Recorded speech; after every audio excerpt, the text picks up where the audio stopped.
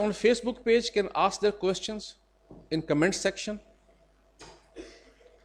The material being used today will be available through a link in comment section of the video of this session on our Facebook page. जो material है वो available होगा इसी video के comment section में. The link will be pinned so that students can find it easily. We are lucky enough that we have Mr. Ali Imran with us for this session. Mr. Ali Imran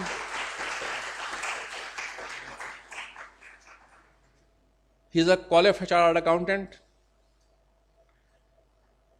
He has teaching experience of more than 7 years. 7 years. Initially, he started working as CFO in a pharmaceutical sector, but soon he discovered that teaching is his passion. Hence, he started full-time teaching. His areas of interest, rather expertise, are business law, taxation, audit, and corporate laws. One of the most passionate teachers I have ever met. Please welcome Sir Ali Imran.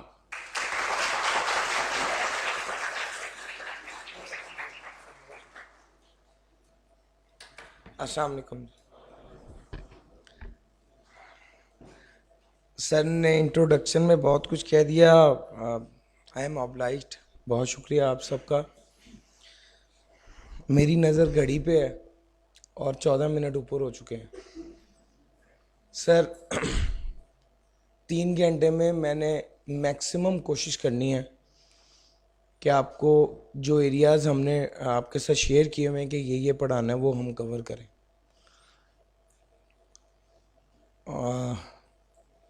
एक जुमला सिर्फ हमारी book के अलावा वाला ये है कि इस सेशन को मैक्सिमम यूटिलाइज कैसे किया जा सकता है. आप लोगों ने ये रिवीजन सेशन है. वी आर रिज्यूमिंग कि आपने पढ़ा हुआ है. अगर कोई एरिया आपने पढ़ा हुआ है और आप मेरे साथ चलते हैं, उस कॉन्सेप्ट को रिवाइज करते हैं तो ज़बरदस्त. और अगर कोई एरिया ऐसा है जो आपका मिस हो गया था, मेरे साथ चलते हैं, उसको समझते हैं और मार्क कर लेते हैं कि ये मैं अब घर जाके दोहराऊंगा, रिवाइज करूंगा, चूँकि इसमें मेरी वीकनेस है. सर समझ आ रही है? ये हमारा टारगेट है. मैं चीज़ें बता रहूँगा, मैं आपकी तरफ थ्रो कर रहूँगा. मतलब मुझे नहीं लगता कि ये सेशन किसी को 2 की स्पीड पे लेना चाहिए. ये इस वक्त 2 पे ही चलेगा इंशाल्लाह. तो टेक्निकली आपको करना ये है कि सिर्फ वो चीज़ें जो आपकी तरफ थ्रो की जा रही हैं, वो डाटा और इन्फॉर्मेशन, वो आपने एब्जॉर्ब करना है, मार्क करना है. ये पढ़ा हुआ है, ये पढ़ा हुआ है, ये पढ़ा हुआ है. इस कॉन्सेप्ट में मेरे जहन में तो कोई और बात थी. अच्छा सर ये बता रहे हैं, उसको नोट कर लिया, ठीक है, और उसको आपने अपने जहन में रख लिया कि ये एक ऐसी चीज़ है जो कि नई बात पता चल रही है. इंशाल्लाह कोशिश करेंगे मैक्सिमम आप लोगों को लेके चलें.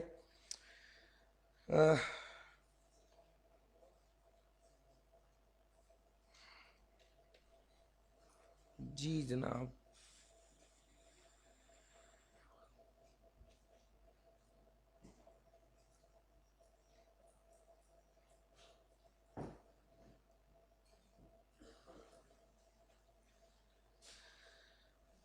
बिस्मिल्लाहिर्रहमानिर्रहीम.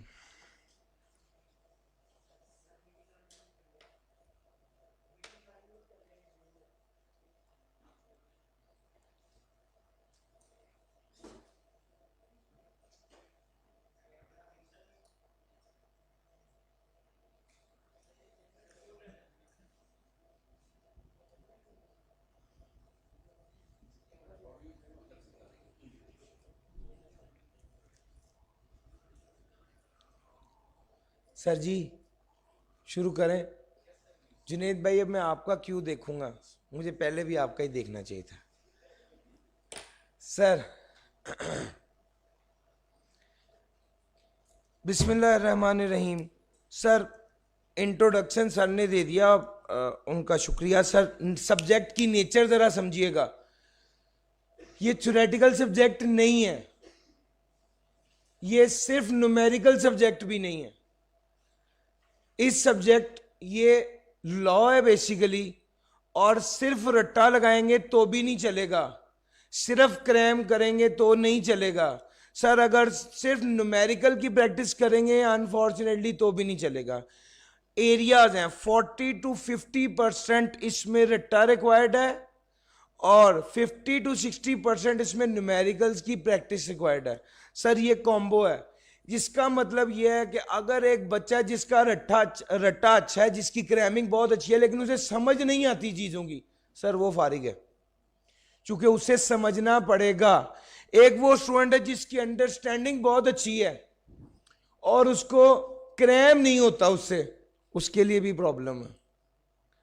अब करना क्या है सर, इन दोनों की मिली जुली अप्रोच है। कुछ एरियाज ऐसे हैं जिनको क्रैम करना लाजमी है, कुछ एरियाज ऐसे हैं जिनके हवाले से न्यूमेरिकली आपका स्ट्रांग होना और कॉन्सेप्चुअल होना जरूरी है।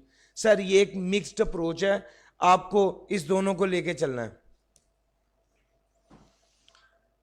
इसको मैं ऐसे भी कह सकता हूं कि सर अगर आपका न्यूमेरिकल साइड स्ट्रांग है तो भी खुश हो जाइए कि आप पास हो सकते हैं। 50 to 60% का न्यूमेरिकल आना है, उसमें से इंशाल्लाह अगर आप 80% लें तो आप 40 to 45 पे तो पहले ही मौजूद होंगे। थोड़ा सा रट्टा भी लगाया हुआ, थोड़ी सी चीज भी अंडरस्टैंडिंग हुई, सर निकल जाएगा पेपर। और अगर आपका रट्टा बहुत स्ट्रांग है, न्यूमेरिक्स कमजोर है, तो भी खुश होने की जरूरत है। 40 to 50% का रट्टा आना है, उसमें से अगर आप 80% ले लेते हैं तो आप 35 to 40% के दरमियान फॉल कर रहे होंगे। सर बाकी उस 50 से 60 नंबर न्यूमेरिकल में से इतना भी ना होगा कि 10-15% आ जाए। सर आना चाहिए और आएगा इंशाल्लाह। बात समझ में आ रही है? तो दोनों साइड्स हैं, दोनों साइड्स दोनों चीजों के हवाले से तैयार करना है। रिसेंटली मैंने 2-3 दिन पहले ही यूट्यूब चैनल सिर्फ इस सोच से बनाया है कि स्टूडेंट्स के पास डाटा अवेलेबल रहे, और जिस तरह यूट्यूब में ऑप्शन होती है कस्टमाइज करने की, वो वाली ऑप्शंस बाज़-औक़ात फेसबुक पे अवेलेबल नहीं होती, स्पीड की और दूसरी चीज़ों की मैक्सिमाइज करने की स्क्रीन को, वो उससे आप फ़ायदा उठा सकें। सो ये जो मैंने यूट्यूब पे वीडियोस अपलोड की हैं चैप्टर वाइज और टॉपिक वाइज, कि आपको किस किस एरिया में कौन कौन सी चीज़ क्रैम करनी है और कौन कौन सी चीज़ आपको क्या कहते हैं कॉन्सेप्चुअली तैयार होनी चाहिए न्यूमेरिकल के पॉइंट ऑफ व्यू से, वो प्लीज़ आप वहाँ पे देख लीजिएगा। मैं इंशाल्लाह कल की क्लास में ये ऑनवर्ड्स लिंक भी शेयर कर दूंगा। टारगेट सिर्फ और सिर्फ ये है कि आप लोगों की सपोर्ट हो सके सर उस एंगल से भी, क्योंकि सारी चीज़ें यहाँ पे डिस्कस नहीं हो पाएंगी। जो चीज़ हमारी रह जाएगी, हमारी ये कमिटमेंट है इंशाल्लाह हम 95% ऑफ द कोर्स आपको तैयार कराएंगे और मैक्सिमम यहाँ पे कराएंगे। अगर कोई वन ऑफ चीज़ रह जाए तो वो भी मैं उसको ऑन करता हूँ कि मेरी जिम्मेदारी, और मैं इंशाल्लाह उसकी वीडियो शेयर कर दिया करूँगा रेलिवेंट जगह पे। सर जी आई कैप कहते हैं, आई कैप का कहना है कि 10 से 15% आएगा फर्स्ट 3 चैप्टर्स में से जो कि बेसिक्स हैं, और चैप्टर नंबर 4 से चैप्टर 16 के दरमियान जो है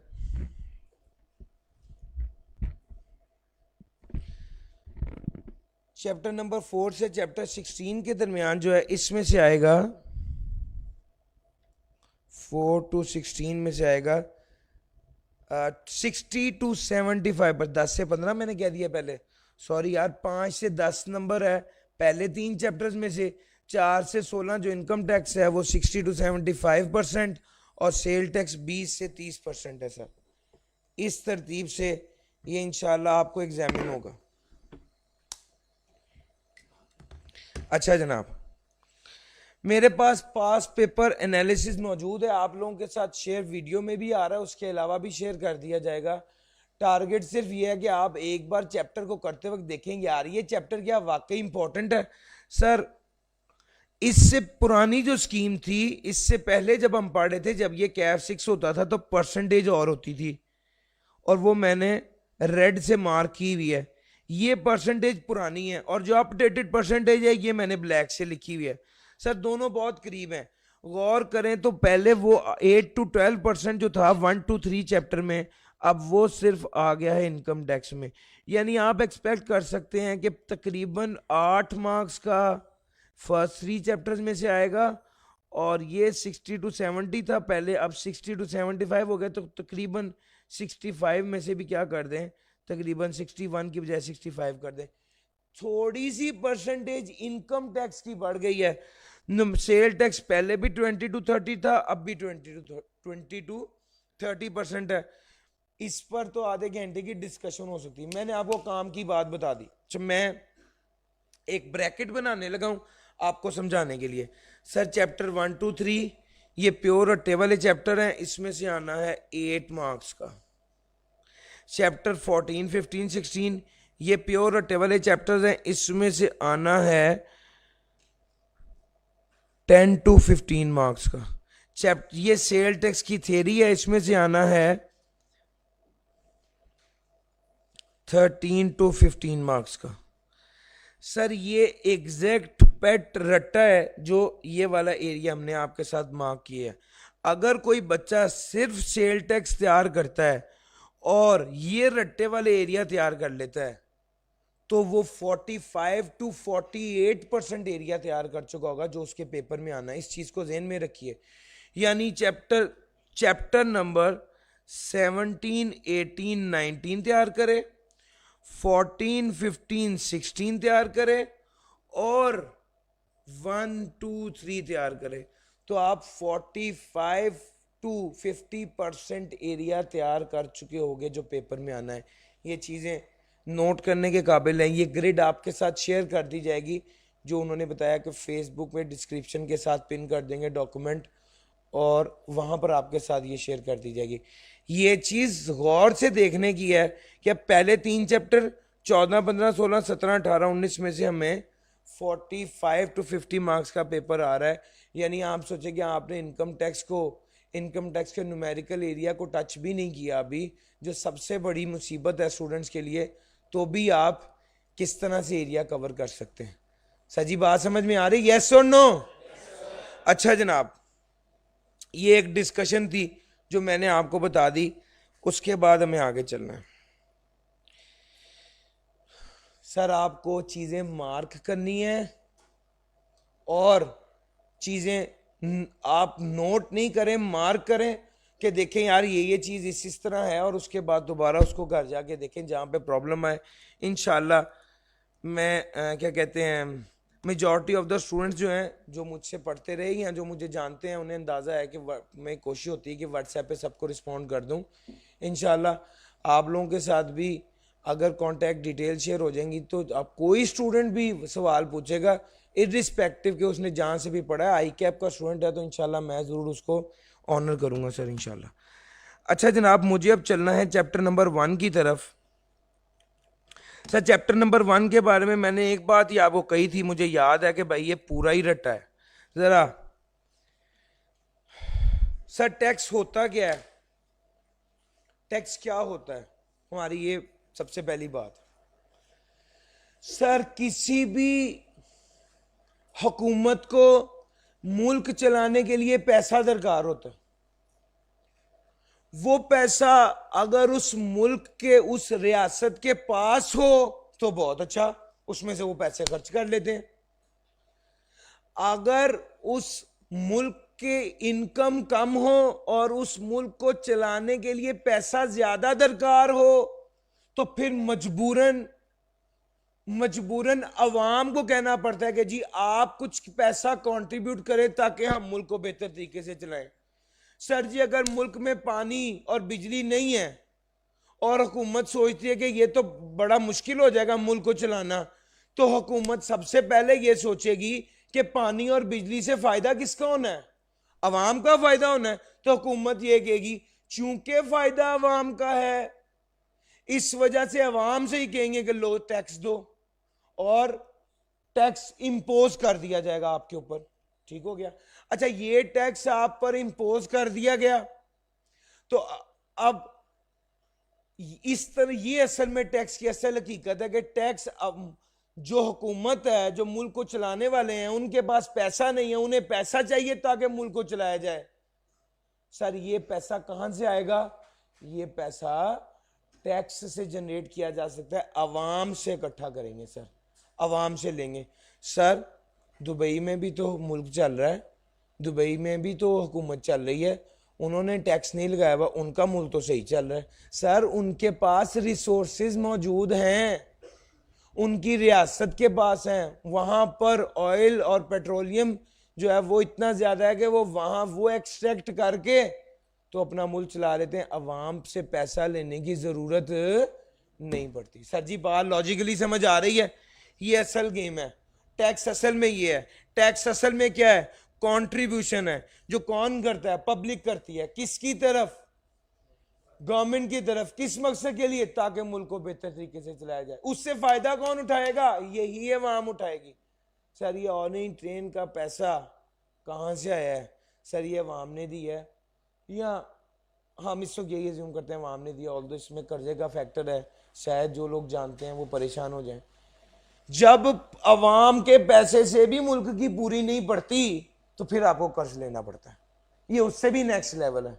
ठीक है, हम तो ऊपर वाले लेवल पे हैं, नेक्स्ट लेवल पे ही होते हैं ना। ले जनाब, ये स्टोरी असल में सारी। अच्छा जनाब, तो असल ऑब्जेक्टिव क्या हुआ टैक्सेशन का? असल ऑब्जेक्टिव हुआ पैसा, पैसा इकट्ठा करना।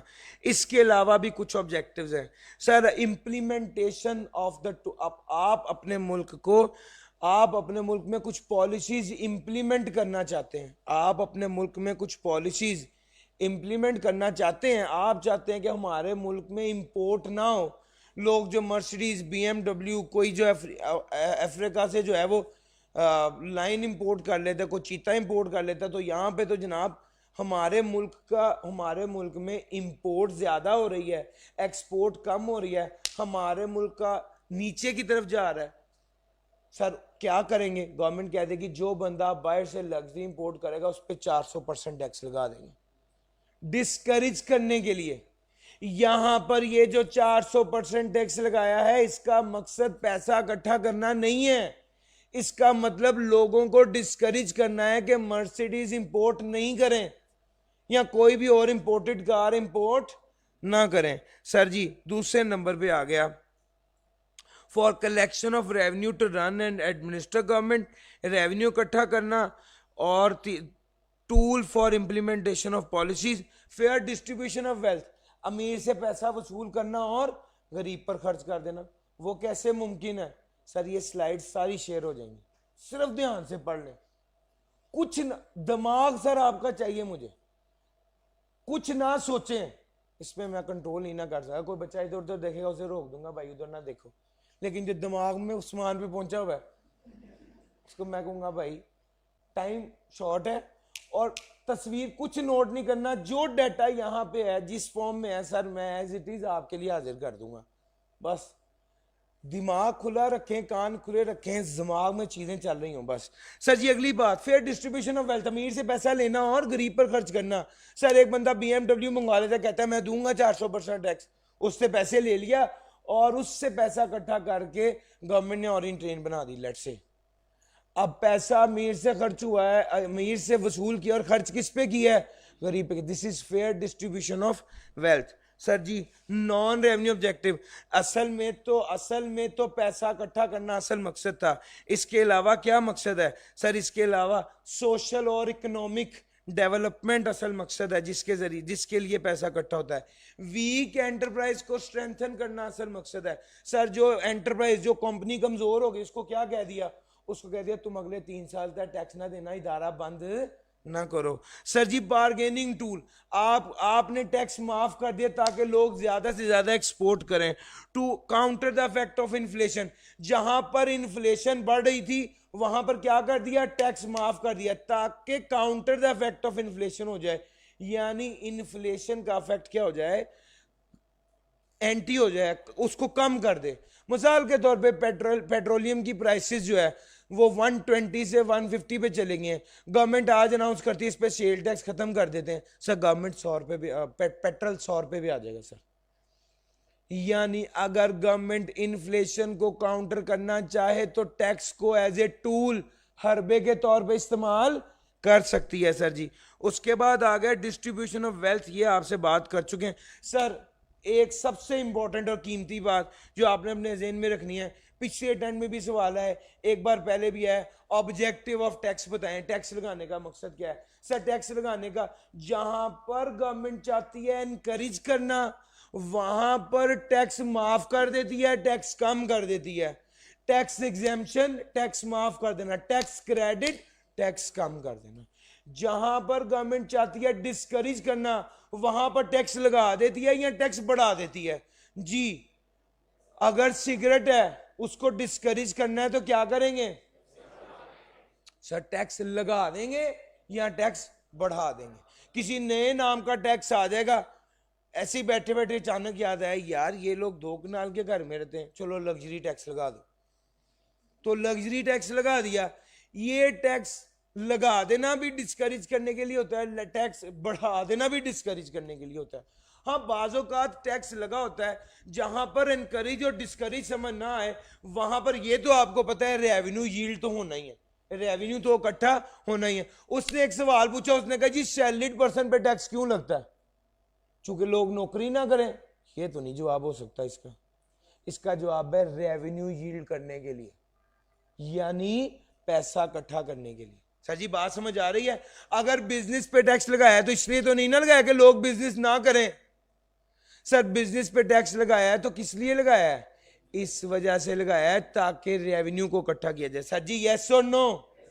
सर जी ये non revenue objective. Sir revenue को डेवलपमेंट के तौर पे भी यूज किया जा सकता है। लोगों को एनकरेज करते हैं, लोगों को कहते हैं जनाब आप क्या कहते हैं, आपको हम मराद देंगे, आपको फायदा देंगे, या टैक्स इंसेंटिव देंगे, यानी टैक्स कम कर देंगे या टैक्स माफ कर देंगे। फलां जगह पे प्लांटर मशीन इंस्टॉल करेंगे तो माफ कर देंगे। बाज़ औक़ात जगह के लिए कर देते हैं, बाज़ औक़ात ये कह देते हैं फलां बिजनेस करेंगे तो टैक्स माफ कर देंगे।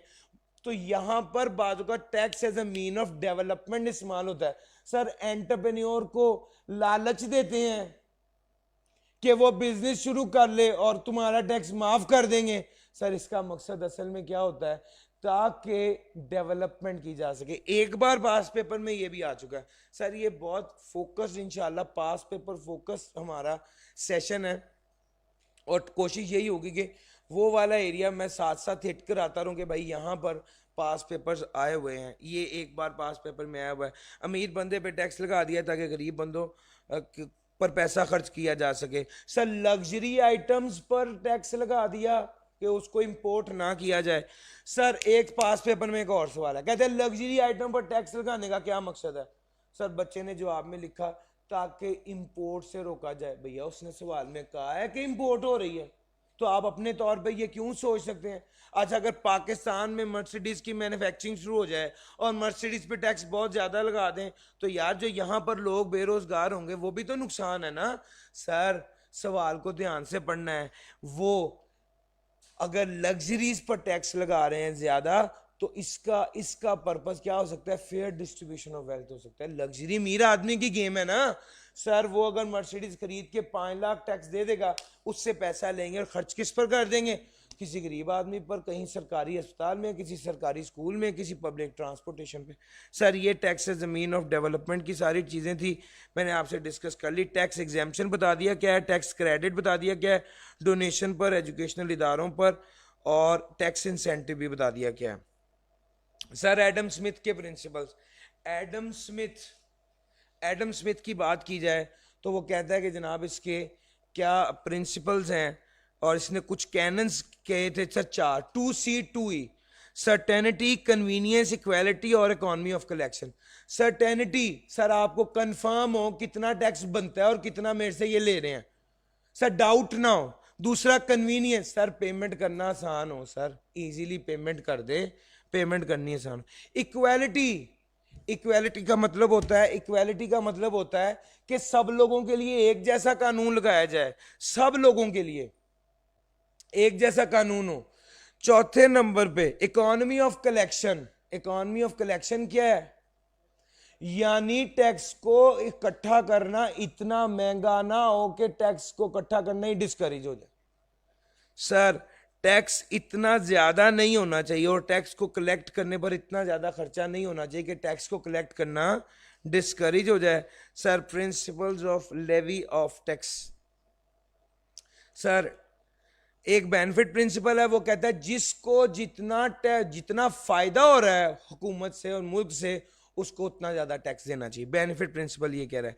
एबिलिटी टू पे ये कह रहा है जिसकी जितनी हैसियत है उसको उतना टैक्स देना चाहिए, जिसकी जितनी हैसियत है उसको उतना टैक्स देना चाहिए। तीसरे नंबर पे इक्वल डिस्ट्रीब्यूशन प्रिंसिपल, वो ये कहता है सब लोगों को एक फिक्स परसेंटेज के तहत टैक्स देना चाहिए, सब लोगों को एक फिक्स परसेंटेज के तहत टैक्स देना चाहिए। सर काइंड्स ऑफ टैक्सेशन की अगर मैं बात करूं,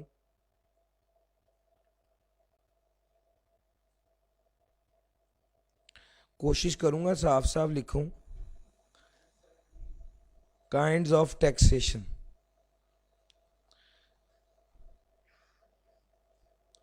प्रोग्रेसिव, प्रोपोर्शनल और रिग्रेसिव। महसूस कर रहे हैं ना यही लफ्ज लिखे हुए हैं जी सर। मैं साथ साथ बोल इसलिए रहा था कि आप अंदाजा लगा लें। सर जी प्रोग्रेसिव का क्या मतलब है?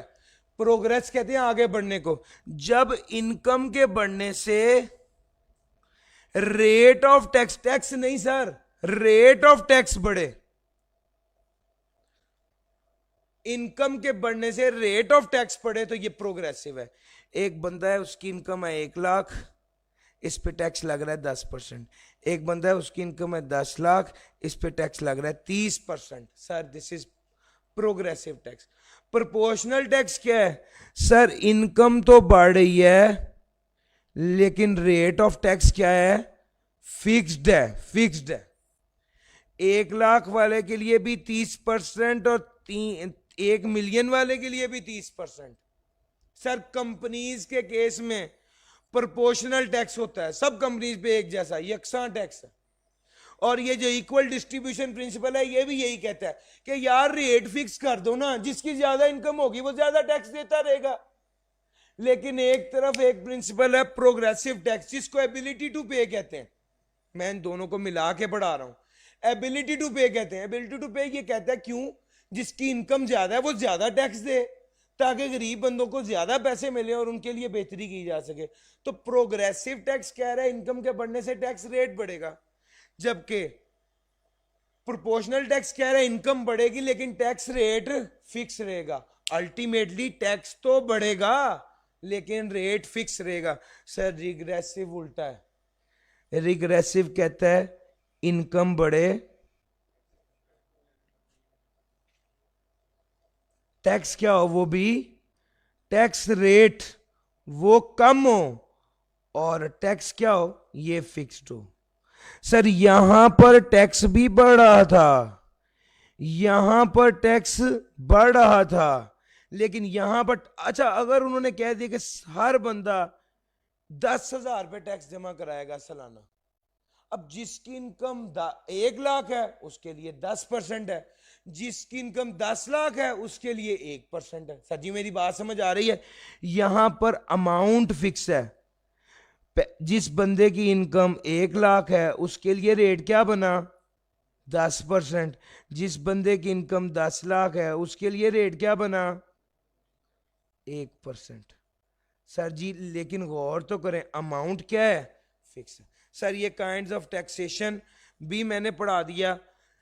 Principal of levy of tax, levy का मतलब लागू करना, इंपोज करना, ये भी बता दिया। काइंड्स ऑफ टैक्सेशन भी आपको बता दिया। Sir principle of sound taxation system में 4 बातें बड़े काम की हैं, वो आपके साथ डिस्कस करूंगा। सर फिस्कल एडिक्वेसी, एडिक्वेसी कहते हैं काफी होना, फिस्कल कहते हैं माली तौर पे। फिस्कल एडिक्वेसी टैक्स का कानून ऐसा होना चाहिए कि जिससे जो माली तौर पे काफी हो, माली तौर पे काफी हो,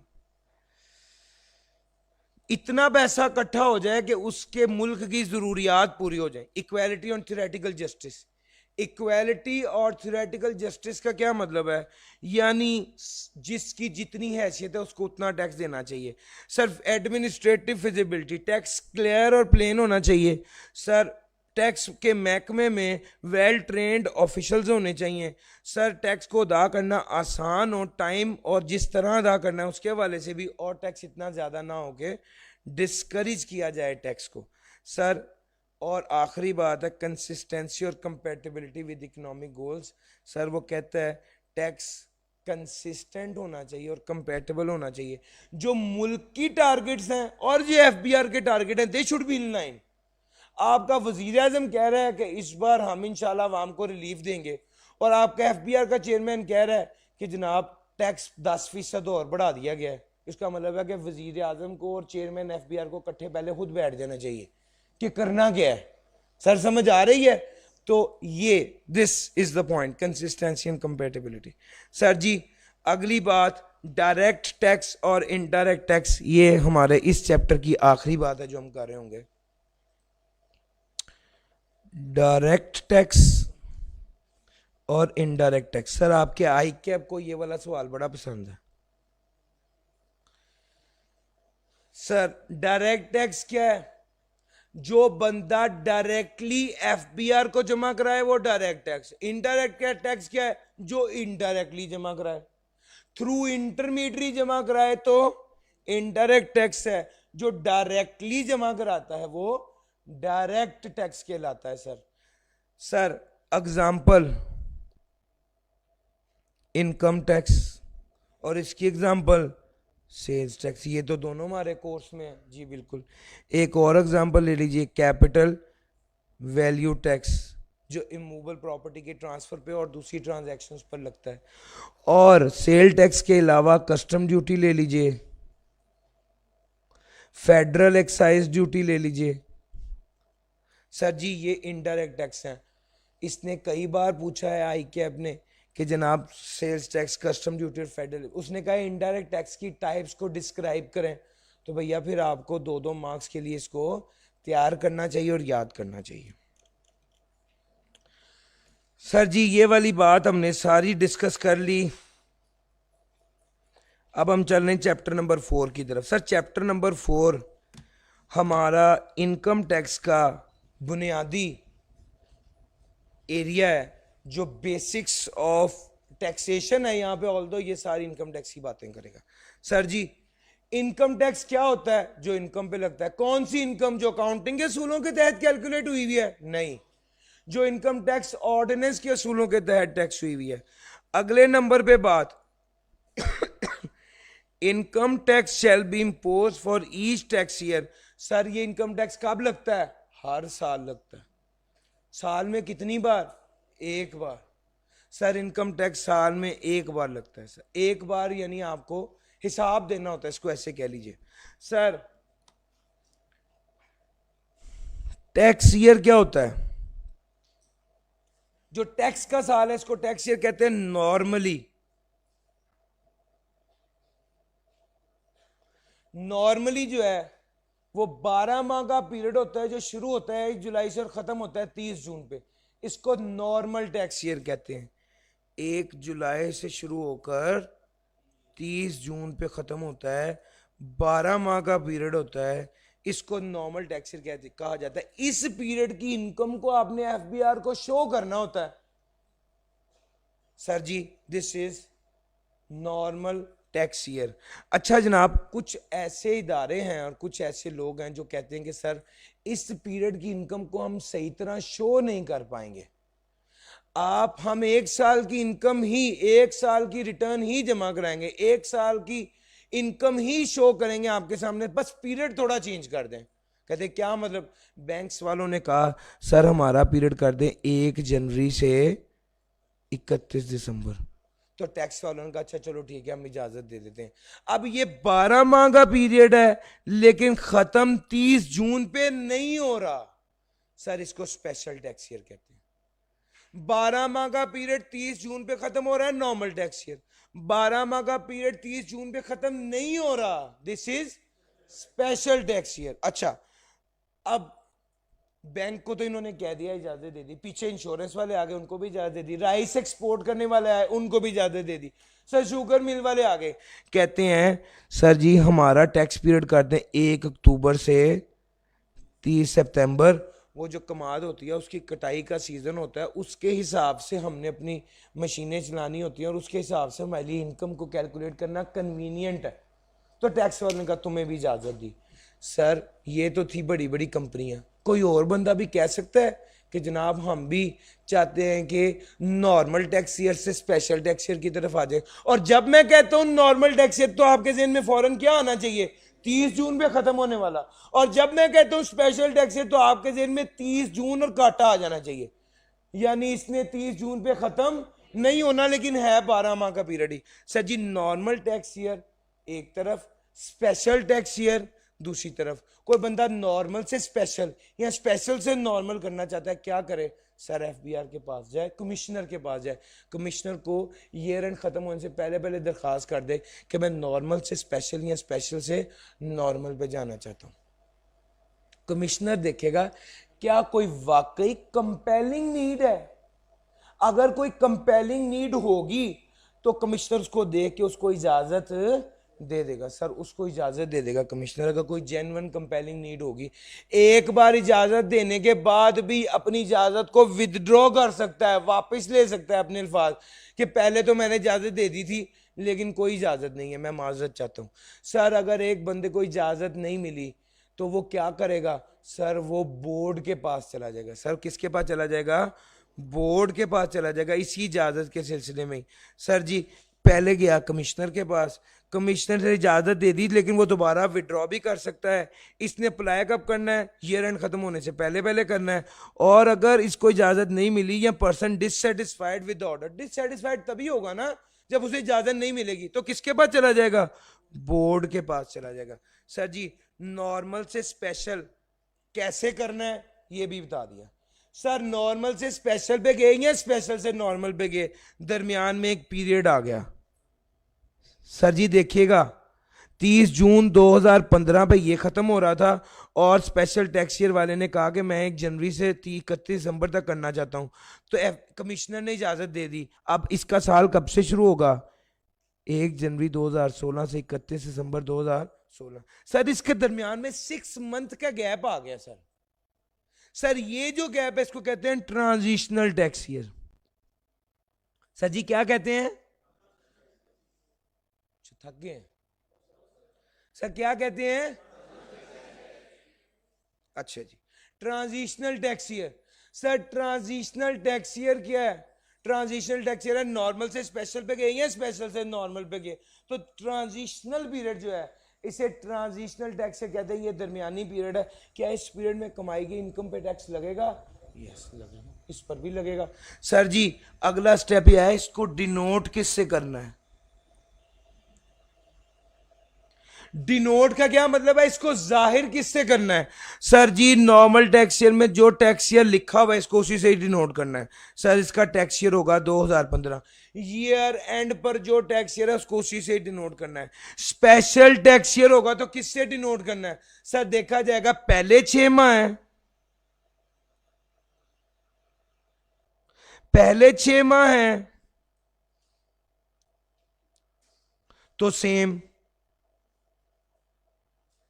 और अगर आखिरी 6 माह है लास्ट 6 मंथ तो नेक्स्ट। सर जी क्या मतलब, सर जी आपने ईयर एंड को देखना है कि ईयर एंड पहले 6 माह में फॉल कर रहा है या आखिरी 6 माह में फॉल कर रहा है। अगर ईयर एंड आखिरी 6 माह में फॉल कर रहा होगा तो इसको डिनोट किया जाएगा, जो टैक्स से लिखा हुआ उसके अंदर +1 कर दें। सर 31 दिसंबर 2016 ये आखिरी 6 माह है ना, सर +1 कर दीजिए, क्या बनेगा, टैक्स ईयर 2000। सर 30 सितंबर 2015 इसका क्या होगा, सर आखिरी 6 माह ना, 9th मंथ है ना सितंबर, सर जी क्या कहेंगे, टैक्स ईयर 2016। सर जी डन हो गई बात।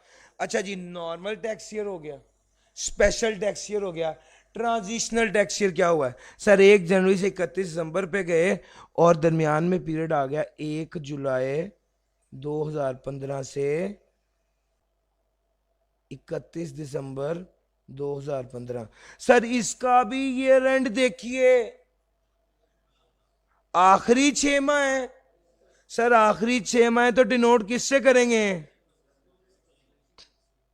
सर +1 कर देंगे ना, 31 दिसंबर था, दिसंबर इज द 12th मंथ, तो क्या कर देंगे? Tax year 2016। सर जी टैक्स ईयर की जितनी डिस्कशन थी मैंने आपके साथ डिटेल में कर दी है, कुछ नहीं रह गया इसके अलावा इसमें। सर इनकम की बात करने लगा हूँ, ये ज़रा ज़्यादा अलर्ट हो जाइए। मैं इनकम को कनेक्ट करता हुआ दूसरा तीसरा यूनिट, चौथा यूनिट और रिजीम्स तक कवर कर दूंगा। सर अलर्ट रहिएगा। सर जी इनकम होती हैं, इसमें एक कॉन्सेप्ट है टोटल इनकम का। टोटल इनकम में एक होती है एग्जेम्प्ट और एक होती है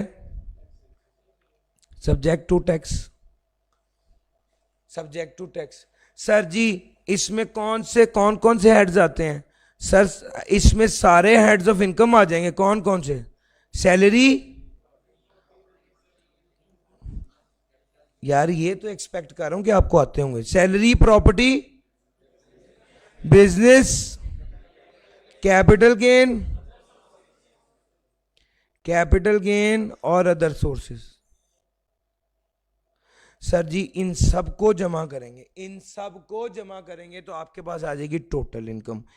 ये न्यूमेरिकल पॉइंट ऑफ व्यू से टोटल इनकम ये होती है, ऑल्दो उसने एग्जाम्ड कोर्स के अंदर डेफिनेशन में लिखा हुआ है। सर इस टोटल इनकम को, इस टोटल इनकम में से क्या लेस करना है? सर इस टोटल इनकम में से डिडक्टेबल अलाउंस माइनस करना है। सर डिडक्टेबल अलाउंस कौन कौन से होते हैं? सर जी ज़कात तो सुना हुआ है, माइनस कर देंगे। Sir WWF, low system reform, आवाज क्वालिटी, आवाज ठीक है। Sir ji deductible allowance, deductible allowance में 5 हैं: ज़कात, WWF, WPPF, profit on debt, education. Sir ji यही 5 है ना? सर जी ये डिडक्टेबल अलाउंस है। सर जी ये डिडक्टेबल अलाउंस है। Sir WWF worker welfare fund आ गया, टोटल इनकम में से माइनस कर देंगे। Sir WPPF worker profit participation fund क्या करेंगे? माइनस कर देंगे टोटल इनकम में से अगर आ गया तो। सर ये तीनों तो सिंपल ही थे, प्रॉफिट ऑन डेट में थोड़ी डिस्कशन है। सर प्रॉफिट ऑन डेट कौन सा? जो घर बनवाने के लिए लोन लिया है, किससे? घर बनवाने के लिए लिया है, पॉइंट नंबर 1। किससे लिया है? Banking company, non banking finance company, federal government, federal provincial government और पब्लिक लिस्टेड कंपनी, यही है ना? सर अगर इन 4 इदारों से लोन लिया है, घर बनवाने के लिए लिया है, तो आपको क्या मिलेगा? डिडक्टेबल अलाउंस मिलेगा। कितना? 50% of taxable income, 2 million, actual whichever is low. Sir ji यही पढ़ाया हुआ है ना? अच्छा जनाब आगे चलते हैं। अगली बात है educational expense. Sir educational expense क्या है? जो एजुकेशन के हवाले से खर्चा था, किसने किया? माँ बाप ही करते हैं। किस पर? बच्चे पर। किस बच्चे पर? जो तालीम हासिल कर रहा था। कितनी इनकम होनी चाहिए उस पेरेंट की?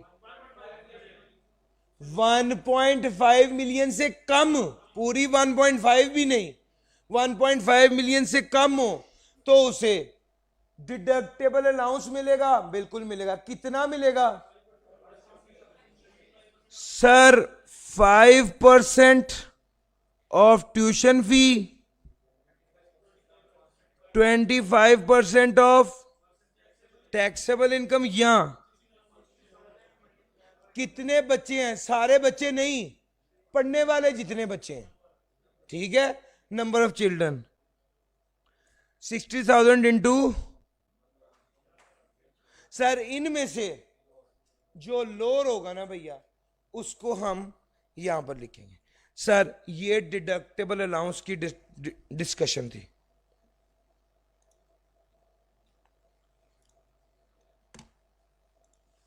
यानी मैं आपको हेड्स ऑफ इनकम की बात बताई और उसके बाद टोटल इनकम बताया और उसके बाद डिडक्टेबल अलाउंस को क्या कर दिया, तो फिर क्या आ गया, टैक्सेबल इनकम आ गया। सर टैक्सेबल इनकम पर रेट अप्लाई करते हैं, टैक्सेबल इनकम पर रेट अप्लाई करते हैं ना सर। टैक्सेबल इनकम पर कौन सी टैक्सेबल इनकम है, जो भी अंडर द हेड आई और उसमें डिडक्टेबल अलाउंस माइनस कर दिए। इनिशियली ये बात है, आपको बताता चलूंगा कोई सेपरेट ब्लॉक आइटम होगी तो वो भी माइनस करेंगे, फिर टैक्सेबल इनकम आएगी, टैक्सेबल इनकम पे रेट अप्लाई करेंगे। सर रेट आपको पेपर में गिवन होंगे, रेट याद करने की जरूरत नहीं है, अलबत्ता आपको पता होना चाहिए कि ये पर्सन जिस पर रेट अप्लाई करने लगे ये है कौन।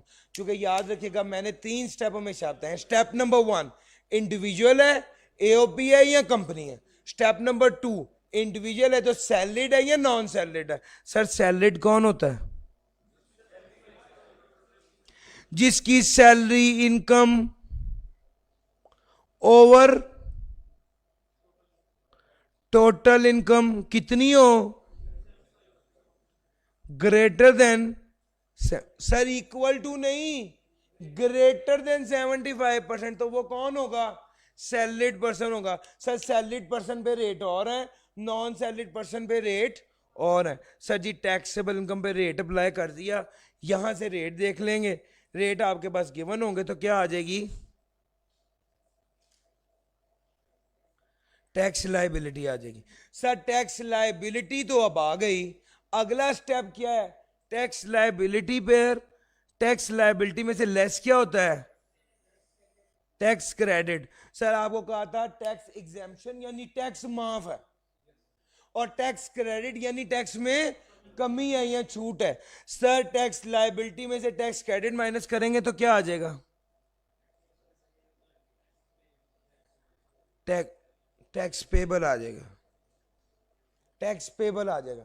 सर जी ये सारी डिस्कशन आपने कर ली। सर ये इसको एनटीआर भी कहते हैं, ये जितना तरीका सारा पढ़ाया है इसको क्या कहते हैं, एनटीआर। ये नॉर्मल टैक्स रिजीम है, नॉर्मली टैक्स इसी तरह ही लगता है। याद रखिएगा हेड्स ऑफ इनकम में जितनी अमाउंट्स आ रही होती हैं खर्चे माइनस करके आ रही होती हैं, इनको टोटल करते हैं तो टोटल इनकम बनती है, उसमें से डिडक्टेबल अलाउंस माइनस करेंगे तो टैक्सेबल इनकम बनेगी, टैक्सेबल इनकम पे रेट अप्लाई करेंगे तो टैक्स लायबिलिटी बनेगी, टैक्स लायबिलिटी में से टैक्स क्रेडिट लेस करते हैं तो टैक्स पेबल आ जाता है। सर ये जितनी भी डिस्कशन की है ये सारी डिस्कशन जो है ये एनटीआर की बेसिक लेवल की डिस्कशन है। जब न्यूमेरिकल कराऊंगा तो इंशाल्लाह उससे अगले लेवल की डिस्कशन भी बताऊंगा। लो सर अगर ये आपने कर ली और ये आपको समझ आ गई तो अगला स्टेप है,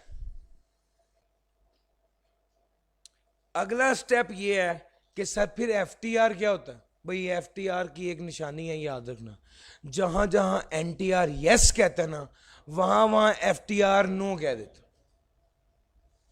एफटीआर टैक्स रिजीम की बात करें, रिजीम का मतलब होता है निजाम। एक तो नॉर्मल निजाम है जो आपको पढ़ा दिया, एक और निजाम है जिसको कहते हैं फाइनल टैक्स रिजीम। टैक्स वालों को बाज चीजों के बारे में बड़ा ये लालच होता है कि बस इससे टैक्स ले लें, बस किसी तरह पहले इनसे ही पकड़ लें टैक्स। वो क्या करते हैं, वो उन्होंने असूल ही ऐसा बनाया है, फाइनल टैक्स रिजीम में कुछ इनकम है, कुछ इनकम होती है जिन पे ये वाला टैक्स लगता है, और उसका मतलब ये है कि जिन पर ये वाला टैक्स लगता है उन्हें टैक्स कट के मिलता है। पहली निशानी डिडक्टेड एट सोर्स, दूसरी निशानी जो टैक्स कट के लगता है वो फाइनल टैक्स होता है, उसके बाद उस पर मजीद टैक्स नहीं लगता। सर वो वाली इनकम जो एफटीआर के तहत टैक्स होती है वो एनटीआर में फॉल नहीं करती, वो किसी हेड ऑफ इनकम में फॉल नहीं करती, वो टोटल इनकम में फॉल नहीं करती, उस इनकम जिस पर एफटीआर के तहत लगता है, एफटीआर के तहत टैक्स लगता है, उस पर उसमें से डिडक्टेबल अलाउंस माइनस करने की इजाजत नहीं है, टैक्सेबल इनकम में शामिल नहीं होती। रेट सर इस पे ये वाला रेट नहीं लगता, इस पे ये वाला रेट नहीं लगता, इस पे दूसरा रेट लगता है सर, वो भी पेपर में गिवन होगा। सर टैक्स क्रेडिट माइनस होता है, नहीं होता। सर गौर करें, जहां जहां एनटीआर ने यस कहा था, वहां वहां एफटीआर ने क्या कह दिया है, नो। ना ही हेड ऑफ इनकम में शामिल होगी, ना ही टोटल इनकम में शामिल होगी, ना ही डिडक्टेबल अलाउंस माइनस करने की इजाजत होगी, ना ही टैक्सेबल इनकम में शामिल होगी, ना ही वो वाला रेट लगेगा जो एनटीआर वाला रेट है, ना ही टैक्स लायबिलिटी की कैलकुलेशन में, ना ही टैक्स लायबिलिटी इसकी उस तरह निकलेगी, डिफरेंट निकलेगी, और टैक्स क्रेडिट भी माइनस करने की इजाजत नहीं होगी। सर ये एफटीआर है। सर एक और चीज है जिसको कहते हैं separate block of income. Separate block of income basically NTR का हिस्सा होता है, आधा एनटीआर है, बाकी हरकतें एफटीआर वाली हैं। सर हेड ऑफ इनकम में शामिल होगा, यस, जो इनकम सेपरेट ब्लॉक आइटम है वो हेड ऑफ इनकम में तो शामिल होगी, टोटल इनकम में तो शामिल होगी, बस। ना ही डिडक्टेबल अलाउंस माइनस करेंगे, ना ही टैक्सेबल इनकम में शामिल होगी। रेट कौन सा लगेगा? सेपरेट ब्लॉक आइटम का मतलब है सेपरेट रेट, इस पर रेट कौन सा लगेगा? Separate rate. टैक्स लायबिलिटी नहीं, कोई टैक्स क्रेडिट माइनस होगा, कोई टैक्स क्रेडिट भी माइनस नहीं होगा। सर ये सारी बातें इस टेबल में मैंने लिखी हुई थी, लिख के करवाता इसलिए हूं कि आहिस्ता आहिस्ता आपके जेहन में बैठ जाता है वो, ठीक है, इसलिए मैंने सारा लिखा। ये टेबल पहले भी तैयार था। सर जी अगर एनटीआर में देखेंगे हेड ऑफ इनकम शामिल होगा, सेपरेट ब्लॉक भी होगा, लेकिन एफटीआर नहीं होगा। सर जहां जहां एनटीआर यस है वहां वहां एफटीआर नो है। सर सेपरेट ब्लॉक आइटम एक यूनिक चीज है, और गिनती की आइटम से अभी मैं आपको लिखवा ही दूंगा, वो सेपरेट ब्लॉक आइटम है। उसके अलावा सेपरेट ब्लॉक के नाम से आपने परेशान नहीं होना। सेपरेट ब्लॉक आइटम वो आइटम है जो कि सेपरेट है, जो टोटल इनकम में तो शामिल होगी, हेड्स ऑफ इनकम में तो शामिल होगी, लेकिन मसला यह है कि इसमें से कोई डिडक्टेबल अलाउंस माइनस करने की इजाजत नहीं है। टैक्सेबल इनकम में माइनस, टैक्सेबल इनकम में भी शामिल नहीं होगी। टैक्स रेट भी अलहदा है और टैक्स क्रेडिट भी माइनस नहीं होगा। सर ये कौन कौन सी हैं, नोट कर लीजिए। टर्मिनेशन बेनिफिट, जी भाई जी, टर्मिनेशन बेनिफिट ये किस हेड ऑफ इनकम में आएगा? सैलरी में। सर आपको तो पता है ना कि separate block item head of income में शामिल होती है। सर जी प्रॉफिट ऑन डेट, ये भी सेपरेट ब्लॉक इनकम, ये किस हेड में आएगा? इनकम फ्रॉम अदर सोर्स में। सर तीसरे नंबर पे आ गया gain on sale of security. Sir ये कौन सा है? ये कैपिटल गेन। चौथे नंबर पे कौन सा है? Gain on sale of immovable property. Sir ये भी अंडर द हेड क्या आएगा? आप गौर करें, ये 4 सेपरेट ब्लॉक आइटम्स हैं, इसको याद रखिएगा। एक और है वो मैं इसके साथ ही मेंशन कर देता हूं, वो है अनअप्रूव्ड ग्रेच्युटी। उसका वही ट्रीटमेंट होता है जो टर्मिनेशन बेनिफिट का होता है। आज इंशाल्लाह भी आगे बढ़ाता हूं। Gain on sale of security, gain on sale of immovable property. Sir ये सेपरेट ब्लॉक आइटम की 5 चीजें हैं, इसको एक बार याद करके इसको तो साइड पे रखें ना। सेपरेट ब्लॉक आइटम की जो सर दर्द होती है कि जी पता नहीं क्या है, कौन कौन सी चीज होती है, इससे आप आजाद हो जाएंगे।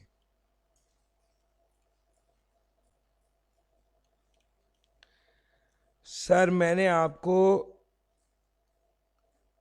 रिजीम्स वाला एरिया कवर करा दिया है, और इसके साथ साथ आपको मैंने डिडक्टेबल अलाउंस वाली सारी बातें भी बता दी हैं सर। कुछ डेफिनेशन है, उसमें से एक सुपर इंपॉर्टेंट डेफिनेशन है, 2-3 जगहों पे टैक्स में इस्तेमाल होती है, वो जरूर कराना चाहूंगा। कुछ डेफिनेशन ऐसी हैं जो आपको खुद तैयार करनी चाहिए, वो ना भी डिस्कस हो तो वो उसकी खैर है। पब्लिक कंपनी, मेरी ख्वाहिश थी कि पब्लिक कंपनी के आसपास कोई ये आए। Sir public company,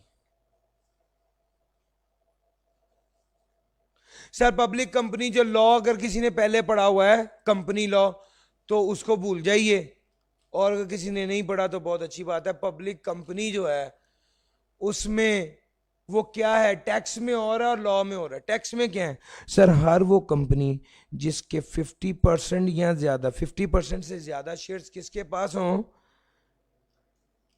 federal government के पास हो जी, प्रोविंशियल गवर्नमेंट के पास। दूसरे नंबर पे हर वो इदारा जिसके 50% से ज्यादा शेयर्स किसके पास हो, फॉरेन गवर्नमेंट के पास हो। हर वो इदारा जिसके 50% या उससे ज्यादा शेयर्स किसके पास हो, सर पहला लिखा है फेडरल गवर्नमेंट,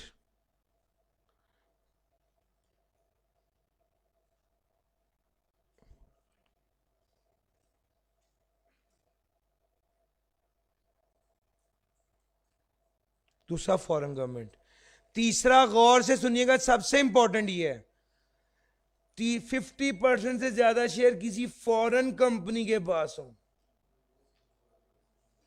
जो के wholly owned by foreign government हो। बस ये बात। सर चौथे नंबर पे unit trust whose units are widely available to public। ये चौथी बात हो गई। सब पांचवी तो आपको पता होनी चाहिए, सब पब्लिक लिस्टेड कंपनी।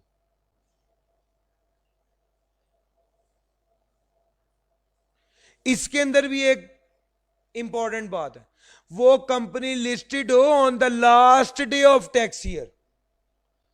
वो पब्लिक कंपनी जो लिस्टेड रहे या लिस्टेड हो on the last day of tax year. अगर एक पब्लिक कंपनी 29 जून को लिस्टेड होती है तो वो कंपनी, एक कंपनी 29 जून को लिस्टेड होती है तो वो पब्लिक कंपनी मानी जाएगी, और एक कंपनी जो 29 जून को डी रजिस्टर होती है या अनलिस्ट होती है तो वो पब्लिक कंपनी नहीं मानी जाएगी। हमने साल के आखिरी दिन देखना है ये लिस्टेड थी या लिस्टेड नहीं थी। सर जी तो 5 बातें मैंने आपको बता दी। 50% शेयर्स फेडरल प्रोविंशियल गवर्नमेंट के पास, 50% शेयर फॉरेन गवर्नमेंट के पास या कंपनी के पास, फॉरेन कंपनी और फॉरेन गवर्नमेंट ये दोनों हैं। तीसरे नंबर पे जो रजिस्टर्ड हो स्टॉक एक्सचेंज में कब, at the end of the tax year. चौथे नंबर पे यूनिट ट्रस्ट जिसके units widely available. Sir public private company की डेफिनेशन तो मुश्किल है बहुत। जो कंपनी पब्लिक कंपनी नहीं है वो प्राइवेट कंपनी है। सर जी स्मॉल कंपनी की डेफिनेशन भी मेरा दिल चाहता है आपको बता दें। सर ये वो कंपनी है जो छोटी कंपनी मानी जाती है। स्मॉल कंपनी का सबसे बड़ा फायदा ये है इस पे 21% टैक्स लगता है। आम कंपनी पे कितना टैक्स लगता है पता है, 29%।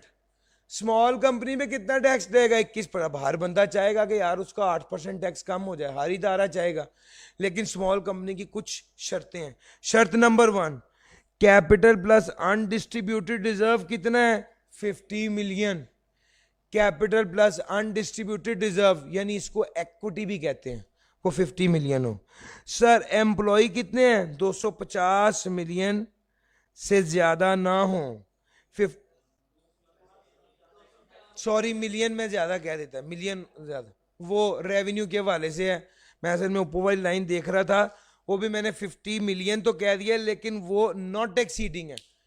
50 मिलियन से कम इक्विटी हो, 250 से कम एम्प्लॉई हो, और 250 मिलियन से कम का टर्नओवर हो, और स्मॉल और मीडियम एंटरप्राइज ना हो। ये स्मॉल और मीडियम एंटरप्राइज क्या है सर? ये नया कॉन्सेप्ट है, इंशाल्लाह आज आपको पढ़ाना है। Is not found by the splitting up और रिकॉन्स्टिट्यूशन ऑफ कंपनी। सर कुछ लोगों ने क्या हरकत की, ये देखा कि यार इससे तो 8% टैक्स बढ़ जाएगा, अपनी कंपनी को 2 हिस्सों में तकसीम कर दिया। तो क्या ये स्मॉल कंपनी बनेगी?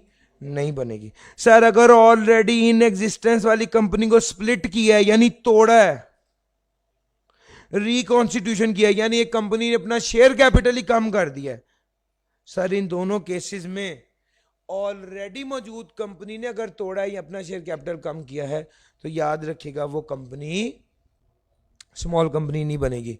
स्मॉल कंपनी ना बनी तो क्या नुकसान होगा? 21% टैक्स नहीं लगेगा बल्कि 29% टैक्स लेगा। सर टैक्स पेयर कौन है? जिसकी इनकम चार्जेबल टू टैक्स है, या वो नुमाइंदा है उस बंदे का जिसकी इनकम चार्जेबल टू टैक्स है। यहाँ जो टैक्स डिडक्ट करता है यानी टैक्स काटता है, यहाँ टैक्स कलेक्ट करता है यानी टैक्स वसूल करता है गवर्नमेंट के बिहाफ पे, और वो बंदा जिसको रिटर्न जमा कराना जिसके लिए लाजमी है। ये सर टैक्स पेयर की डेफिनेशन है, अपने जेहन में रखिएगा, याद रखिएगा इसको। सर अगला कॉन्सेप्ट सुपर इंपॉर्टेंट कॉन्सेप्ट है जी। इस अटेम्प्ट में पता नहीं क्यों मुझे लगता है रेजिडेंट टैक्स पेयर उसने पूछना है। उदास नहीं हुआ, 2-3 अटेम्प्ट हो गई, रेजिडेंट टैक्स पेयर नहीं पूछा, लगता है कि इस बार पूछ लेगा। सर रेजिडेंट टैक्स पेयर क्या है? सबसे पहले तो ये समझना जरूरी है कि रेजिडेंट और नॉन रेजिडेंट क्या होता है। सर एक बंदा होता है रेजिडेंट और एक होता है नॉन रेजिडेंट। एक होती है पाकिस्तान सोर्स इनकम और एक होती है,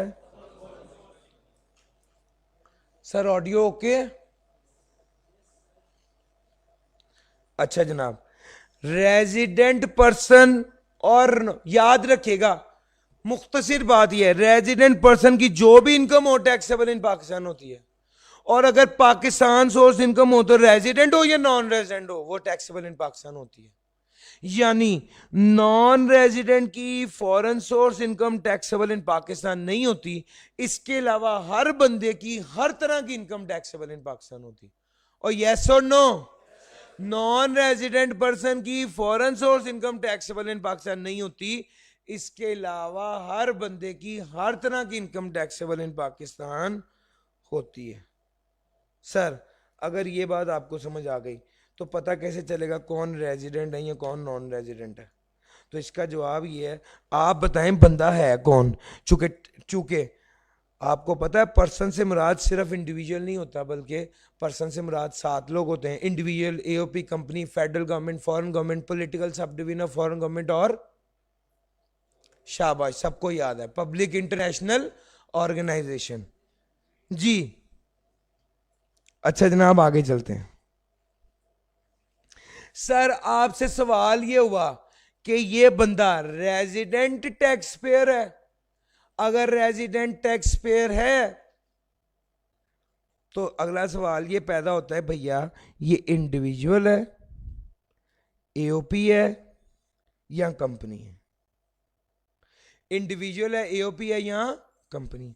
अगर इंडिविजुअल है तो उसके लिए क्या देखना होगा, रेजिडेंट है या नॉन रेजिडेंट है? देखेंगे इसका फिजिकल स्टे इन पाकिस्तान, ये देखना है। और दूसरे नंबर पे क्या देखना है? सर सरकारी मुलाजम तो नहीं है? सर अगर तो वो गवर्नमेंट एम्प्लॉई है तो फिजिकल स्टे भी नहीं देखना, वो तो हो गया रेजिडेंट। तो स्टेप नंबर 1 में गवर्नमेंट एम्प्लॉई देखना है। और दूसरे नंबर पे अगर गवर्नमेंट एम्प्लॉई नहीं है तो क्या देखना है? फिजिकल स्टे देखना है। अगर फिजिकल स्टे 183 डेज और मोर है तो क्या हो गया? रेजिडेंट। और इससे लेस है non resident. Sir resident non resident से क्या फर्क पड़ेगा? सर अगर वो रेजिडेंट हुआ तो उसकी पाकिस्तान सोर्स इनकम और फॉरेन सोर्स इनकम दोनों टैक्सेबल इन पाकिस्तान होंगी, और अगर वो नॉन रेजिडेंट हुआ तो उसकी पाकिस्तान सोर्स इनकम तो टैक्सेबल इन पाकिस्तान होगी, लेकिन foreign source income taxable in Pakistan नहीं होगी। अच्छा जनाब, अब यहां पर जब यहां तक पहुंचे ना तो एक चीज समझ आ गई कि यार ये डेज तो बड़े इंपॉर्टेंट होंगे फिर। डेज को काउंट करना पड़ेगा 183 डेज पर रेजिडेंट, 183 डेज से एक दिन भी कम हुआ तो नॉन रेजिडेंट। अब डेज कैलकुलेट करने के कुछ रूल्स लिखे हैं सर, सारे रूल्स का एक खुलासा है, सारे दिन काउंट होंगे, सिर्फ एक दिन काउंट नहीं होगा, इन ट्रांजिट वाला, बस बाकी सारे दिन काउंट होंगे। क्या मतलब? मैंने क्रक्स बता दिया है, बताने लगा हूं। आप सर जी आपके जिस दिन आए, डे ऑफ अराइवल वो दिन काउंट होगा, डे ऑफ डिपार्चर वो दिन काउंट होगा, स्ट्राइक स्ट्रोक आउट वो दिन काउंट होगा। सर बीमार हो गए, छुट्टी हो गई, कुछ हो गया, घूमन फिरन चले गए, सारे दिन काउंट होंगे। कौन सा दिन काउंट नहीं होगा?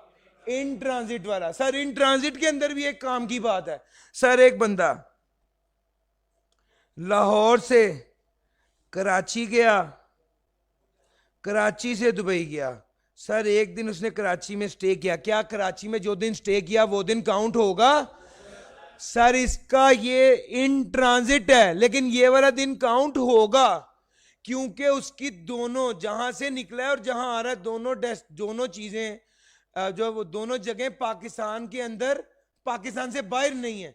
सर एक बंदा था चाइना में, वहां से कराची एक दिन रुका और उसके बाद कहां चला गया? दुबई चला गया। सर ये होता है, ये डे इन ट्रांजिट है और ये काउंट नहीं होगा। सर यहां पर एक काम की बात है कि जहां से निकला है और जहां पहुंचा है, ये दोनों जगह पाकिस्तान से बाहर होनी चाहिए। ये जो लाहौर से निकल गया था ना, ये कराची में एक दिन रुका, ये वाला दिन काउंट होगा। सर जी बात समझ में आ गई? यस और नो? सारी बातों का नतीजा, सारे दिन काउंट होने हैं, इन ट्रांजिट नहीं काउंट होना। और इन ट्रांजिट में भी शर्त क्या है? जो जहां से सफर शुरू किया है वो भी पाकिस्तान से बाहर हो, और जहां तक सफर कर रहा है वो भी पाकिस्तान से बाहर हो। सर अच्छा जनाब आगे चलते हैं। ये बात तो यहां पर ही खत्म हो गई। सर हमने इंडिविजुअल रेजिडेंट कैसे होगा इसकी डिस्कशन कर ली। अब अगला स्टेप है कंपनी रेजिडेंट कैसे होगी। सर इसका सबसे की पॉइंट जो है, कोई भी इदारा जो के जिसके control and management of it's affairs कहां हो? इन पाकिस्तान। कितने? सर होली, सारे के सारे। और कितने अरसे के लिए? Any time. सर एक हफ्ते के लिए भी अगर होली सारे ऑपरेशन पाकिस्तान हुए, अगर एक हफ्ते के लिए भी होली सारे ऑपरेशंस पाकिस्तान में हुए, होली सारे फेयर्स पाकिस्तान में डील हुए, तो वो कंपनी क्या हो जाएगी? रेजिडेंट हो जाएगी। सर जी इसकी एग्जांपल अगर लेनी है तो आपको ये बात बता दूं कि 1 जुलाई से 30 जुलाई तक एक कंपनी के हेड ऑफिस पाकिस्तान में था, बाद में वो शिफ्ट हो गया दुबई में, बाकी सारा अरसा दुबई में रहा है। तो क्या वो कंपनी रेजिडेंट होगी? Sir control and management of its affair, इसकी control and management of its affair wholly का मतलब है हेड ऑफिस। सर समझ आ रही है? हेड ऑफिस पाकिस्तान में था और उसके सारे अफेयर्स पाकिस्तान में डील हो रहे थे। सर वो कंपनी कौन सी कंपनी होगी? सर वो कंपनी रेजिडेंट कंपनी होगी, वो कंपनी रेजिडेंट कंपनी होगी। सर उसके अलावा रेजिडेंट कंपनी में इसने 3 बातें कही हैं। सर अगर कोई कंपनी पाकिस्तान के असूलों के मुताबिक बनी हुई हो, अगर कोई कंपनी कंपनीज एक्ट 2017 के मुताबिक बनी है, तो वो कंपनी रेजिडेंट होगी, चाहे वो पाकिस्तान में हो या ना हो, चाहे पाकिस्तान में ऑपरेट कर रही हो या ना कर रही हो, चाहे पाकिस्तान में बनी हो या ना बनी। तीसरे नंबर पे लोकल गवर्नमेंट और इनकॉर्पोरेटेड अंडर एनी। सर जी आपने समझने नहीं बैठ जानी अंग्रेजी, सिर्फ मेरे अल्फाज समझिए, तो मैं अपने लिए लिख रहा हूँ। इन राइटिंग असल में एक तो हमें काम जल्दी करना है, वैसे भी राइटिंग काफ़ी अच्छी है, तो दोनों तरफ से ही मसला है।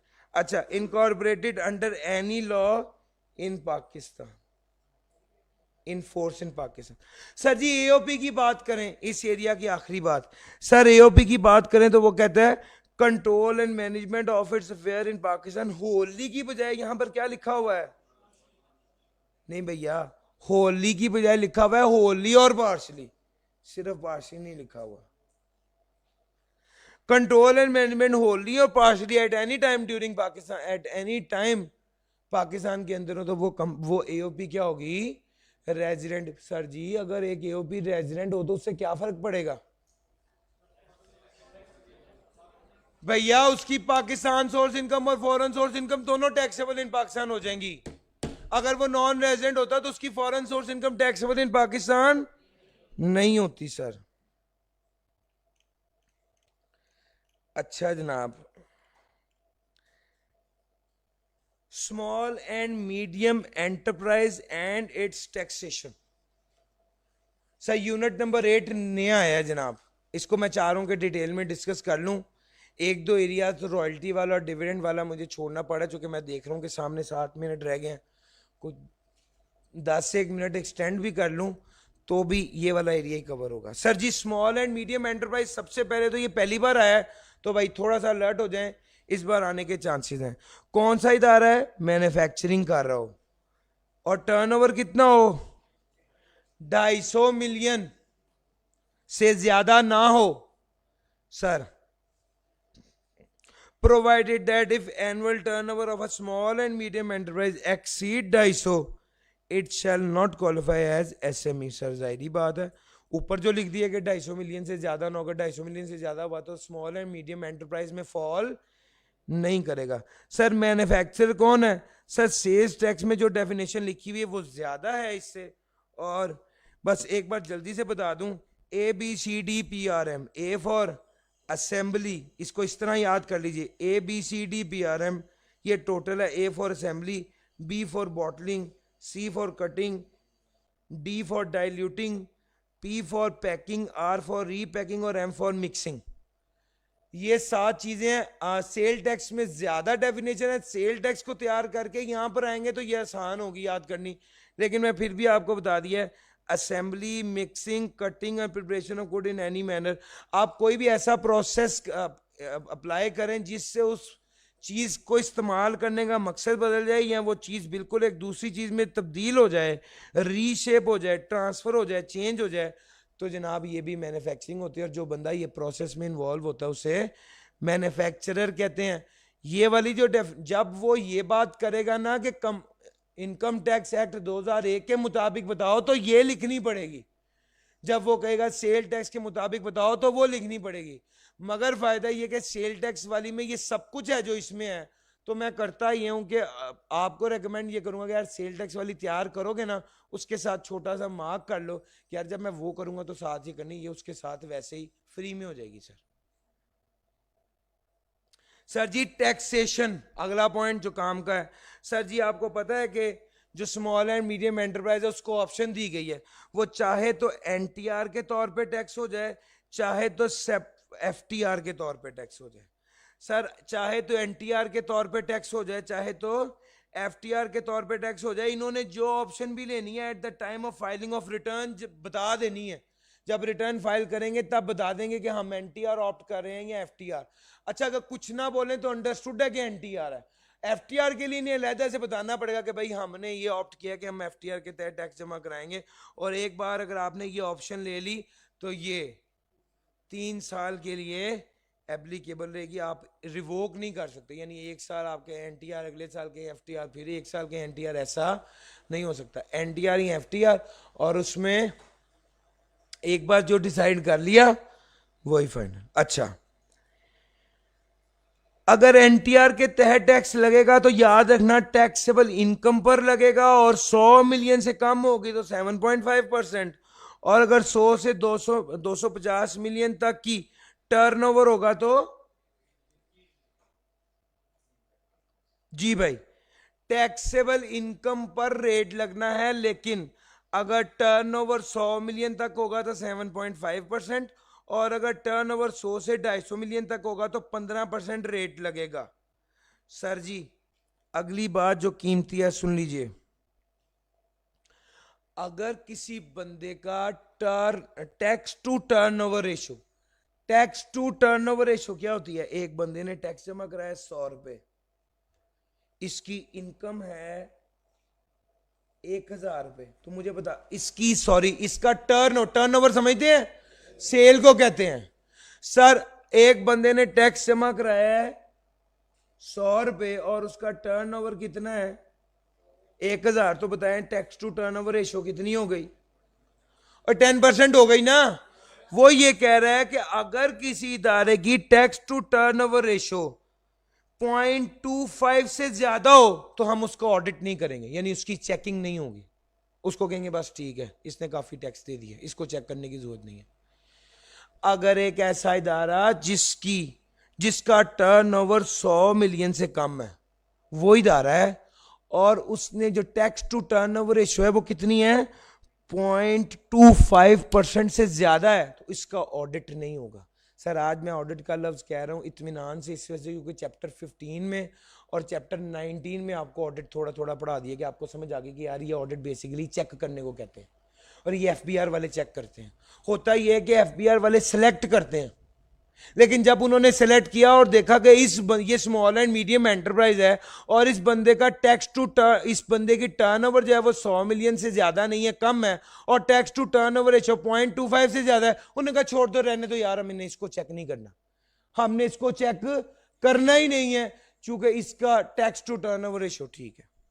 हाँ, अगर उसका टर्नओवर 100 मिलियन से ज्यादा है और 250 मिलियन से कम है और टैक्स टू टर्नओवर रेशो 0.5% से ज्यादा है, तो भी टैक्स वाले उसको चेक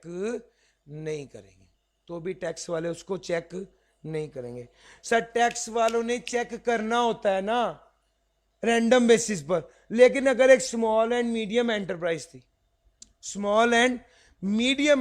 थी तो उसके वाले से उसने कहा है कि उसका टैक्स टू टर्नओवर रेशो 0.25% या 0.5%। 0.25% कब? जब 100 मिलियन से कम का टर्नओवर है। 0.5 कब? जब 250 मिलियन से कम का टर्नओवर है। सर जी मेरी बात समझ आ रही है? ये वाली रेशो यहां पे याद कर लें, आगे भी काम आएगी। 100 मिलियन से कम के लिए 0.25 और 250 मिलियन से कम के लिए 0.5% से ज्यादा टैक्स टू टर्नओवर रेशो होगी तो उसकी चेकिंग नहीं होगी। वो कहता है वैसे भी स्मॉल एंड मीडियम एंटरप्राइज को जब हम चेक करने के लिए एफबीआर वाले रिटर्न चेक करते हैं ना, तो 5% से ज्यादा जितनी टोटल चेक करने के लिए उन्होंने रिटर्न्स देखी हैं उसमें 5% से ज्यादा नहीं होती स्मॉल एंड मीडियम एंटरप्राइज की, वुड बी टोटल ऑफ 5%। ये 5%। सर मैं आपके साथ ये वाली अंग्रेजी पढ़ने लगा हूं, इस पे ज्यादा जोर इसलिए दे रहा हूं कि जो लोग खास तौर पे रिपीट कर रहे हैं उनके लिए तो ये अगर उन्होंने पहले अच्छे से नहीं देखा हुआ तो ये ज्यादा इंपॉर्टेंट एरिया है। Classes which do not fall under the above category may be selected for the tax audit under this अच्छा, this is further subject to the condition that maximum number of cases to be selected under this category would be 5%. 5% of the total population, 5% of the total population of such small and medium enterprise. पहली तो बात है कि वो उसका audit नहीं करेंगे और जो मैक्सिमम केसेस सिलेक्ट किए जाएंगे वो 5% of small and medium enterprise से ज्यादा नहीं होंगे। यानी जो उन्होंने सेलेक्ट किए हैं ऑडिट के लिए स्मॉल एंड मीडियम एंटरप्राइज के, उनको चेक करने लगे हैं, तो उसमें से ये वाले केसेस जिनका टर्नओवर 100 मिलियन से कम है और टैक्स टू टर्नओवर रेशियो 0.25, यहाँ टर्नओवर 250 मिलियन से कम है और टैक्स टू टर्न रेशियो 0.5 है, ये वाले cases 5% of the total population से ज्यादा नहीं होंगे। सर जी टैक्स अंडर एफटीआर के तहत टैक्स कितना लगेगा? वही रेट आ गया सर। अगर आपने ऑप्ट कर लिया ना कि मैंने एफटीआर के अगर एनटीआर के तहत टैक्स देना है तो पिछला केस बता दिया, अगर एफटीआर के तहत टैक्स देना है 0.25 और 0.5%। Sir small and medium enterprise taxable under FTR would be selected for audit. Sir अगर एफटीआर सिलेक्ट किया तो इसका तो ऑडिट होना ही नहीं है। एनटीआर के तहत जो सिलेक्ट होना है उसके भी ऑडिट होने के चांसेस कम है, बड़े कम है सर, अगर टैक्स टू टर्नओवर रेशियो उसकी 0.25 और 0.5 से ज्यादा है तो यहां पर तो सिरे से ये ऑडिट होना ही नहीं है। सर ये कुछ बातें थी स्मॉल एंड मीडियम एंटरप्राइज की। सर वुमेन एंटरप्राइज, अगर सोल प्रोप्राइटर है, एक ही खातून चला रही है, और अगर पार्टनरशिप है और सारी खवातीन है, 3 खवातीन ने मिलके इदारा चला रही हैं, और अगर कंपनी है उसके सारे शेयर होल्डिंग खवातीन के पास है, इनको वुमेन एंटरप्राइज कहते हैं। वुमेन एंटरप्राइज के लिए खुसूसी रियायत क्या है?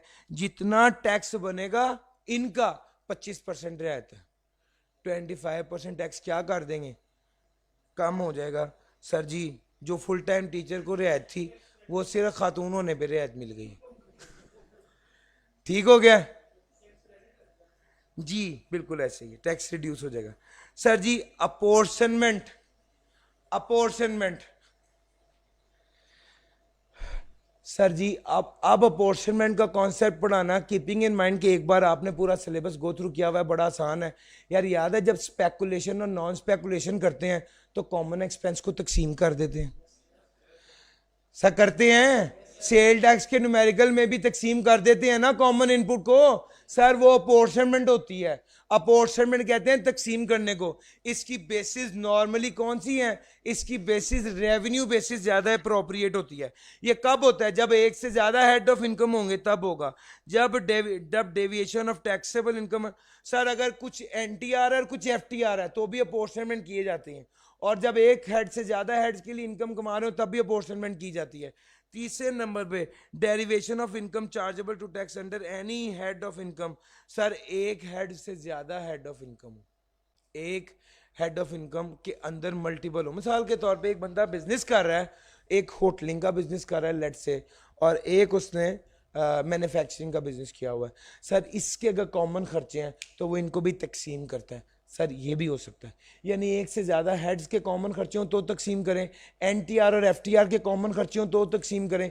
एक ही हेड यानी बिजनेस के अंदर भी स्पेकुलेटिव और नॉन स्पेकुलेटिव है, इसको क्या करना है?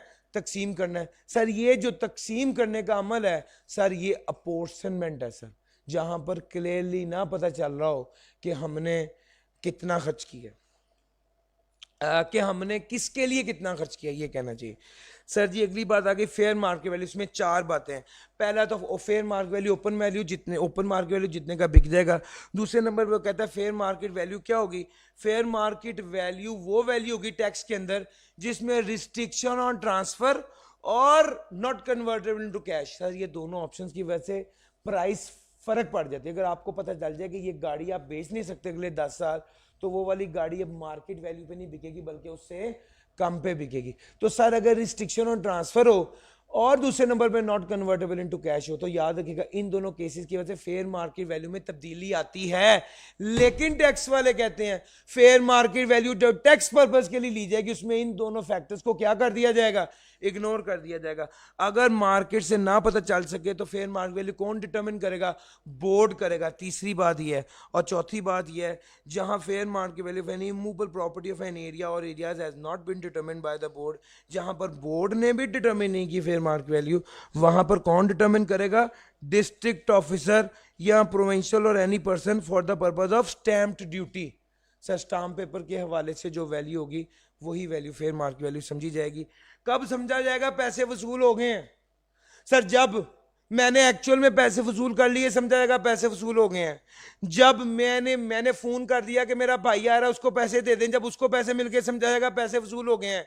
जब टैक्स के कानून के मुताबिक पैसे काट के मिले, जो टैक्स वालों ने पैसे काटे समझा जाएगा पैसे वसूल हो गए हैं। जब फोन करके कह दिया सर आपका चेक रेडी हो गया, समझा जाएगा पैसे वसूल हो गए हैं। पैसे कब वसूल हुए, कब समझा जाएगा टैक्स के पॉइंट ऑफ व्यू से पैसे वसूल हो गए?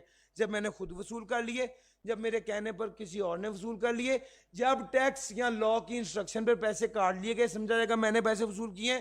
जब फोन कर दिया कि पैसे अवेलेबल हो गए हैं, मैंने वसूल किए या नहीं किए? अगर फोन आ गया कि सर चेक आपका आ गया, इसका मतलब है मैंने टैक्स के पॉइंट ऑफ व्यू से समझा जाएगा कि मैंने पैसे वसूल कर लिए। रिकॉर्ड एक्सपेंसेस, रिकॉर्ड यानी रिकवर्ड, वापस मिल जाना। सर आपने खर्चा किया था 2018 में और वो एज डिडक्शन ला हो गया था, अब आ गई 2019, आपने वो चीज वापस की। सर 1 लाख रुपए का खर्चा किया था, ये अलाउड एज डिडक्शन था, 2019 आ गया, आपने पैसे वापस ले लिए। सर जो पैसे वापस लिए तो ये दोबारा क्या हो जाएगा?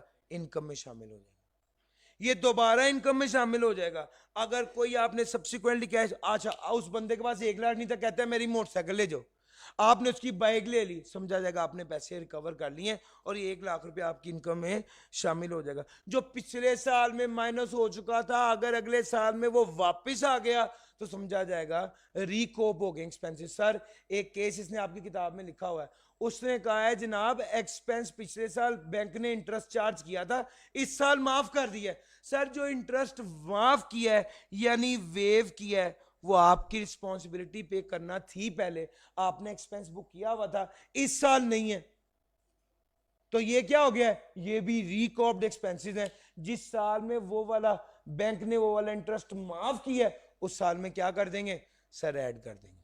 सर जी आपकी बुक में ये वाली जो एग्जांपल है, आई कैप की बुक में भी है, मेरी बुक में भी है सर, इसमें ये वाली बात, करेंसी कन्वर्जन। सर टैक्स वाले किसी को नहीं मानते, सिर्फ कायदे आजम की बड़ी इज्जत करते हैं सर, बड़ी इज्जत करते हैं। कहते हैं भाई हम डॉलर भी नहीं मानते, हम यूरो भी नहीं मानते, हम पाउंड भी नहीं मानते, जो भी मामला होगा किसमें होगा, कायदे आजम की इज्जत बहुत करते हैं। सर जी वो कहते हैं ये तो बात ही मजाक की, जो असल बात है वो ये कि टैक्स की सारी कैलकुलेशन जो है वो सारी कैलकुलेशन रुपी में होती है। अगर आपने डॉलर से कुछ खरीदा भी है तो जिस दिन खरीदा है उस दिन का रेट लगा के उसको कन्वर्ट कर लेंगे, और कुछ बेचा है तो जिस दिन आपने पैसे वसूल किए उस दिन का रेट लगेगा, जिस दिन खरीदा है तो जब पैसे पे किए हैं उस दिन का रेट लगाकर आप बुक कर लेंगे उसको, यानी रुपीज की कैलकुलेशन होती है। सेसेशन ऑफ इनकम एक बार पास पेपर में है, सीज कहते हैं खत्म करने को। सेसेशन ऑफ इनकम क्या है, यानी सीज कर देना, खत्म कर देना। आप पिछले साल मैं नौकरी कर रहा था और मुझे पिछले साल मेरे एक स्टूडेंट का मेरिट आया, मेरे स्टूडेंट का, तो अगले साल मैंने नौकरी छोड़ दी थी, मैंने अपना कारोबार शुरू कर दिया, लेकिन उन इदारे वालों ने मुझे बुलाकर 5 लाख रुपया दिया कि सर जो पिछले साल आपके बच्चे का मेरिट आया उसके रिवॉर्ड में हम आपको ये तोहफा दे रहे हैं। सर ये 5 लाख रुपया क्या मेरी इनकम होगी और टैक्स इस पर लगेगा? इसका जवाब है मेरी income under the head salary ऐसे होगी जैसे मैंने कभी नौकरी छोड़ी ही नहीं है। सर समझ आ रही है? गर्चे मैंने जॉब कर ही नहीं रहा, इस साल तो मैं बिजनेस कर रहा हूं तो मेरी बिजनेस इनकम है, लेकिन अंडर द हेड सैलरी कैसे टैक्स होगी, जैसे मैंने नौकरी छोड़ी ही नहीं थी। आपकी किताब में जो एग्जांपल है वो उसने कारोबार की दी कि एक बंदा कारोबार कर रहा था, उसके कारोबार को आग लग गई, 2 साल बाद उन्हें नौकरी शुरू कर दी, 2 साल बाद उसको इंश्योरेंस से पैसे मिले, तो क्या वो टैक्सेबल होंगे? तो इसका जवाब है यस, वो टैक्सेबल होंगे, ऐसे जैसे उसने कारोबार कभी बंद किया ही नहीं था। ये वाली एग्जाम्पल एज इट इज आई के अपने पास पेपर में भी आ गई थी और आपकी बुक में भी गिवन। और इस सेशन की आखिरी बात, वो पानी इतनी दूर है इस सेशन की, ये नहीं 2 सेशंस है ना, तो ये सेशन नंबर 1 है,